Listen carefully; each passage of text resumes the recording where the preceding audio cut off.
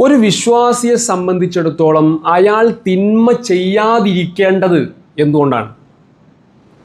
ഇവിടുത്തെ പോലീസിനെയോ നിയമങ്ങളെയോ ഭയപ്പെട്ടത് കൊണ്ടാണോ?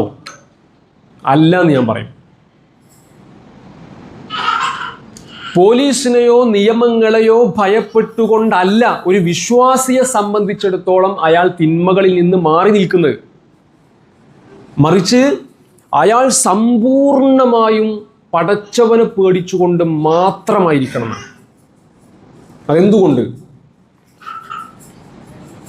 പോലീസും നിയമങ്ങളും എല്ലാം നമ്മുടെ ഈ കൈക്കുമ്പിളിലാക്കാൻ പറ്റുന്ന ഒരു സാഹചര്യം ചിലപ്പോൾ ഉണ്ടാവും.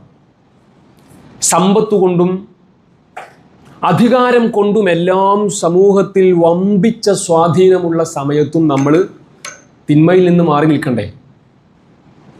അങ്ങനൊരു സാഹചര്യത്തിലും തിന്മയിൽ നിന്ന് മാറി നിൽക്കാൻ ഒരു മനുഷ്യന് പ്രചോദനമാകുന്നത് അവൻ്റെ ഉള്ളിലുള്ള ആത്മീയതയാണ്, വിശ്വാസമാണ്, ഈമാനാണ് എന്ന് പറയാം. എല്ലാവിധ അനുകൂല സാഹചര്യങ്ങളും ഒരു തെറ്റു ചെയ്യാൻ ഉണ്ടായിരിക്കെ ആ തെറ്റിൽ നിന്ന് മാറി നിൽക്കാൻ ഒരു മനുഷ്യന് സാധിക്കുന്ന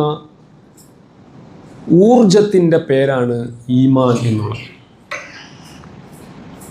അതുണ്ടാവുന്നത് സമ്പൂർണമായും വിശുദ്ധ ഖുർആൻ ഒരു മനുഷ്യൻ്റെ ജീവിതത്തിൽ പ്രാവർത്തികമാക്കുമ്പോഴാണ്.